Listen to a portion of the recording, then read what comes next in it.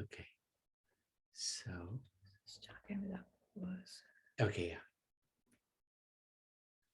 So we're going to look at chapter 36. Can't see. Can you share? Please? Okay. Good. Well done.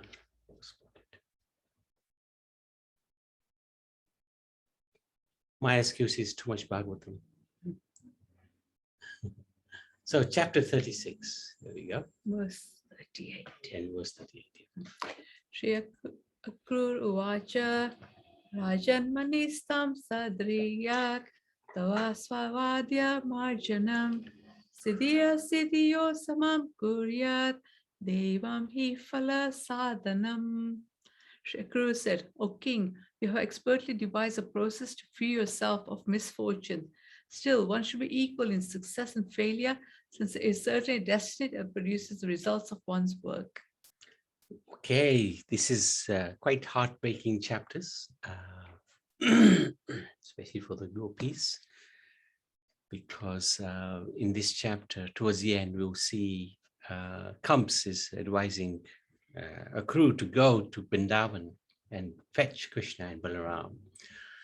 So the chapter's name is Slaying of Aritsa, the bull demon. This chapter describes how Krishna killed Aritsasura and how Kamsa reacted when he learned from Narad that Krishna and Balaram were the sons of Vasudeva. The bull demon Aritsasura, he came to the cowherd village, making the earth tremble and tearing it apart with his hoofs.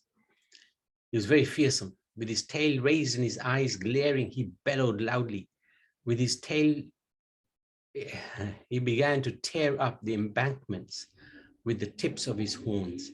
Every now and then, passing a little stool and urine, clouds hovered about sharp-horned Aritsasura's hump, mistaking it for a mountain. So it was huge.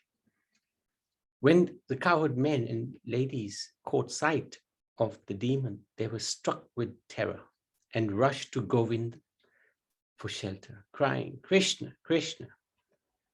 When the Supreme Lord saw the cowherd community distraught and fleeing in fear, he calmed them, saying, don't be afraid.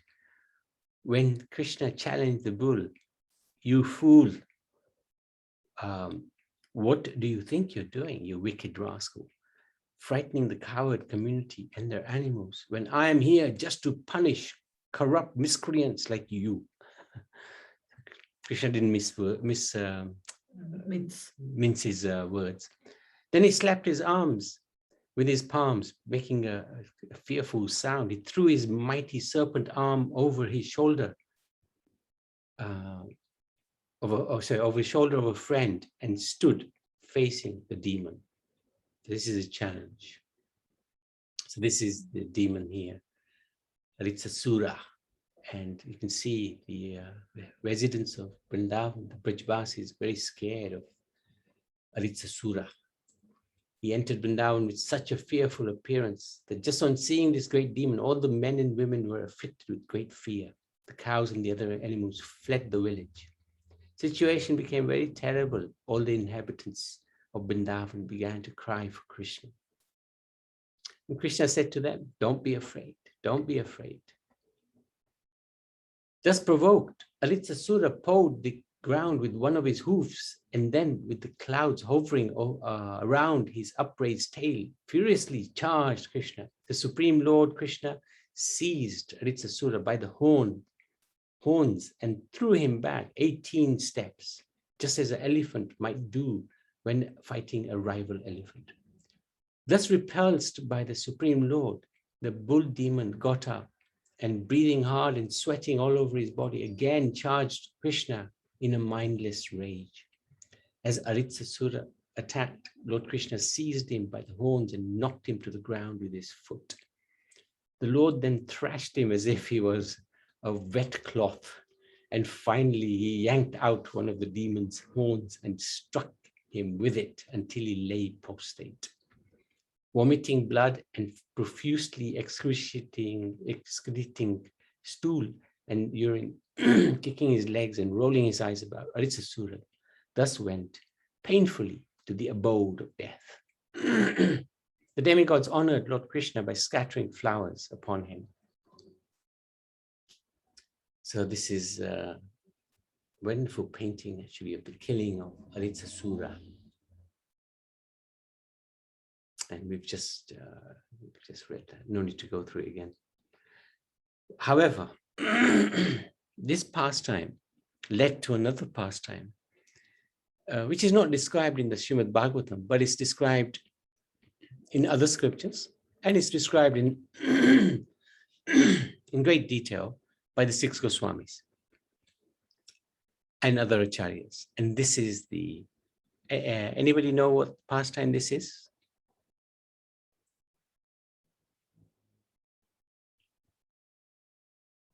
What does it lead to? Anybody like to let me know? Riyansh, what happened after the killing of Aritsasura? Then Shamakund and Radhakund were for. Yeah, very good. So the gopis began to tease Krishna. You've killed a bull who's like our father. That's a very sinful thing to do. You need to go and cleanse yourself of this sin by taking bath in the holy places, holy rivers. Krishna, of course, didn't want to go outside Vrindavan. So he invited the holy rivers to come, and he created a kund in which they resided. He bathed in that kund, and he then teased the gopis in turn. You sided with the demon, so you have now partaken in sin.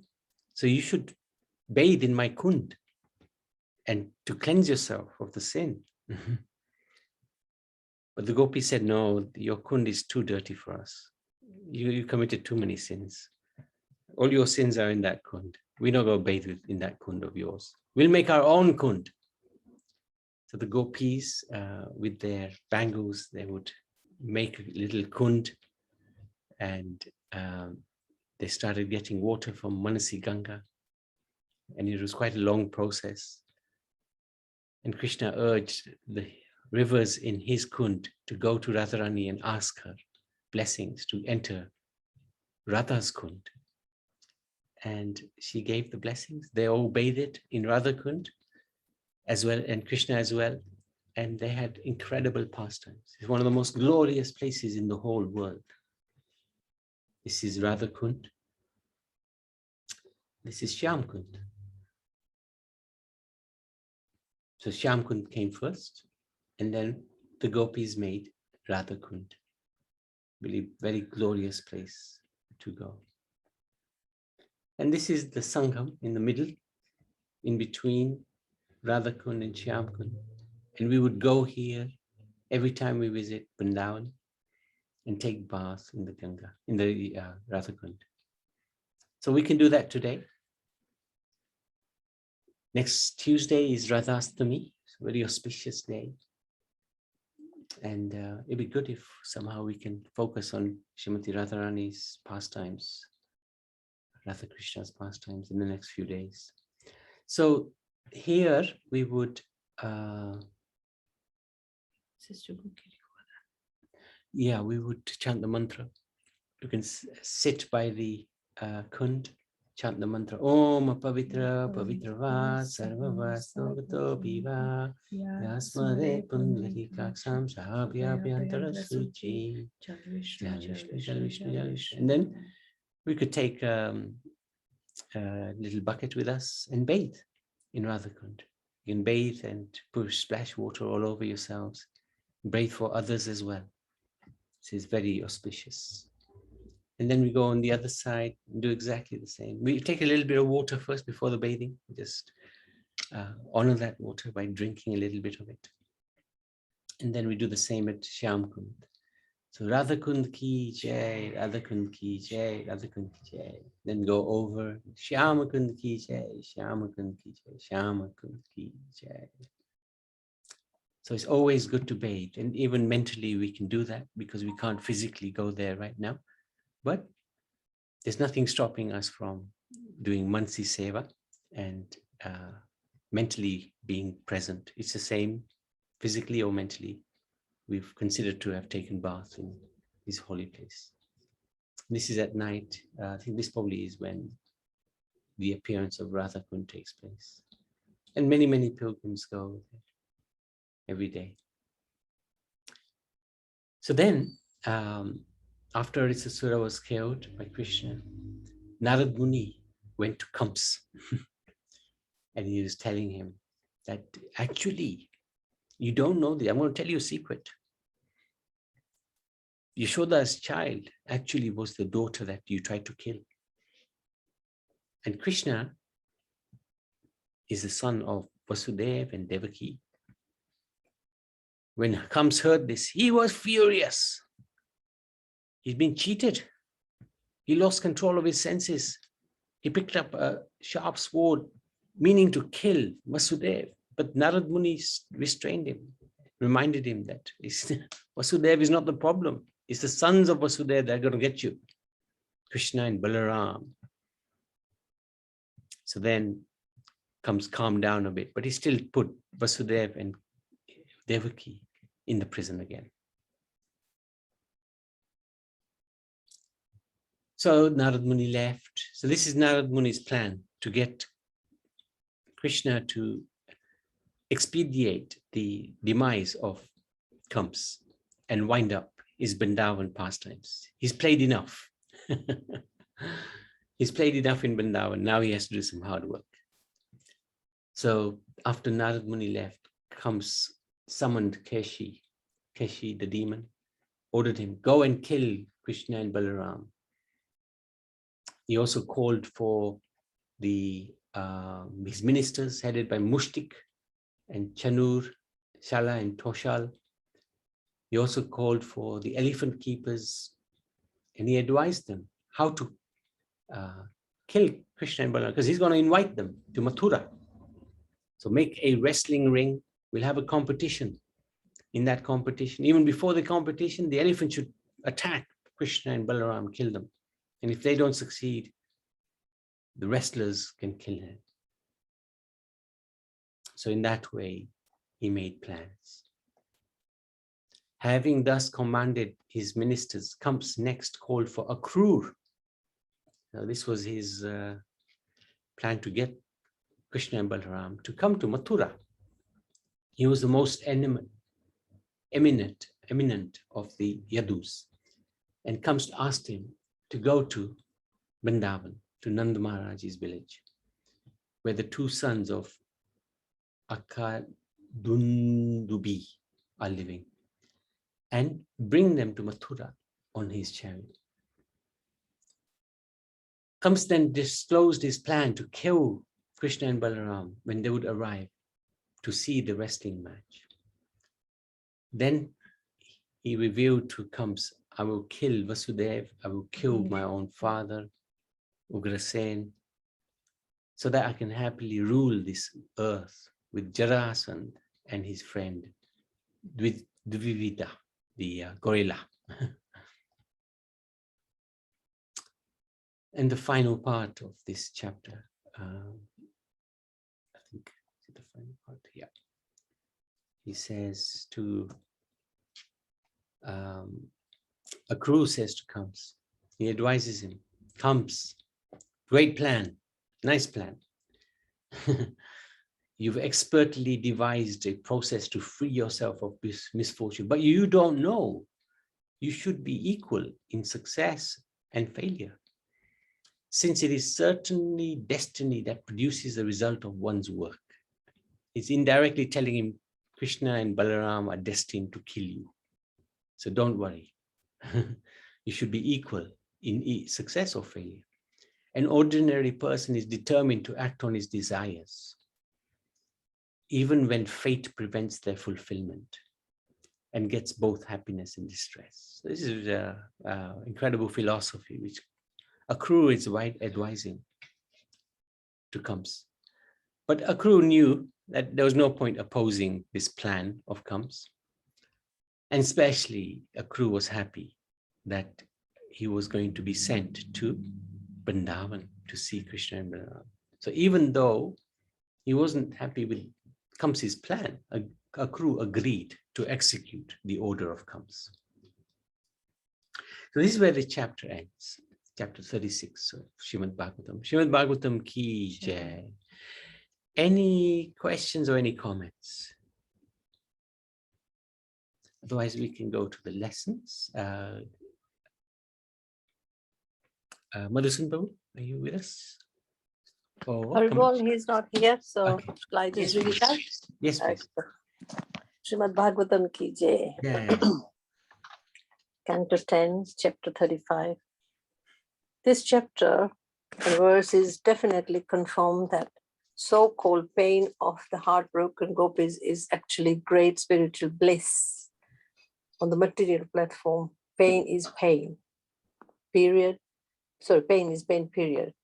But on the spiritual platform, so-called pain is simply a different variety of spiritual ecstasy. Gosh, that's a deep meaning there. Yeah. Chapter 36. This chapter reveals the fact that Lord Krishna is as hard as thunderbolt or as soft as a rose, depending on our attitude towards him. Goodness me, that's good as well. Hare Krishna. So Sorry, I how is can't he? elaborate like he would have done. So Yeah. So how is he as hard as a thunderbolt in chapter 36? How is he as hard as thunderbolt? Anybody like to answer?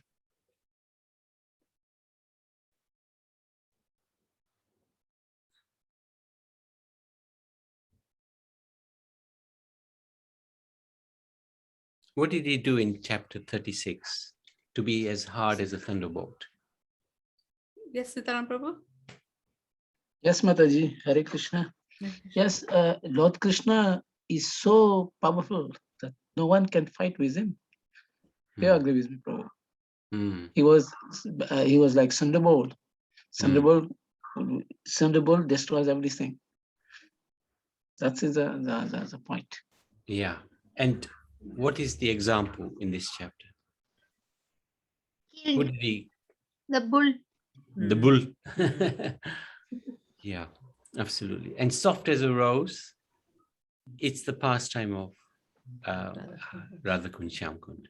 Haribol, so he's as strong as anything and can finish off if he wants to, isn't it? Yeah. And at the same time, he's as soft as anything as well. This is Yeah. the most extraordinary thing about the Lord. Most powerful. His character is amazing and can't compare with anything. Yeah, no comparison. And on this point, in terms of on the material platform, pain is pain, right? Even if we are in ecstasy in material life, ultimately it's all going to end, because no matter how much material enjoyment or possessions we have, it'll all be finished one day. On the other side, even if there is spiritual agony, it's considered bliss. Why? Because it's connection with the Supreme Lord. It's connected with the Supreme Lord. So the gopis felt great, intense separation, distress when Krishna went to the forest. And the gopas would feel the same sort of distress when Krishna came back home, because they wouldn't see him all night. So that distress actually is considered to be ecstasy, because what will they do in that distressful situation? They will remember Krishna. Like the gopis were singing about Krishna, Yugala Arti, Gita. They would sing Krishna's glories in pastimes. In this way, they were connected with Krishna. And that is the spiritual ecstasy. There's no difference between Krishna, the form, and Krishna thinking of him. Just even thinking of Krishna, you're with Krishna. Because he's the Supreme Lord. He can be present even in one's thoughts, just like he's present in his name. So when the gopis felt this great separation, they would think of Krishna. They were actually with Krishna. And we'll see that a lot more when we look at chapters after, when he leaves Vrindavan. These are heartbreaking chapters. So anybody, any comments, any questions?